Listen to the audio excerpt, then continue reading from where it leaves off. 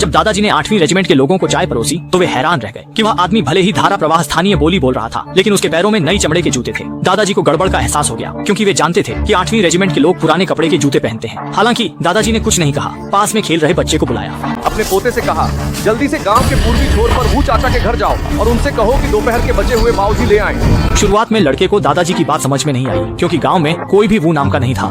लड़के को अपने दादा की बेचैन शक्ल देखकर ही सब समझ आया। दादा की चिंता देखते ही वह तुरंत 8वीं रेजिमेंट के कप्तान के पास गया और सारी बात बता दी। कप्तान ने सुनते ही तुरंत सभी लोगों को लेकर मेन गांव की ओर कूच कर दिया और गांव के प्रवेश द्वार पर घात लगाकर बैठ गए। जैसा कि उम्मीद थी, जल्दी ही 8वीं रेजिमेंट के भेष में छुपे दुश्मन बाहर आ गए। गांव के द्वार पर तैनात कप्तान ने तुरंत उनकी पोल नहीं खोली, बल्कि पहले उनसे रास्ते का परमिट मांगा। हैरानी की बात थी कि उनके पास सच में परमिट था और उस पर असली मुहर भी लगी थी। इसके बावजूद कप्तान ने अपनी सतर्कता कम नहीं की, बल्कि नई तरह से उनकी परीक्षा लेनी शुरू कर दी।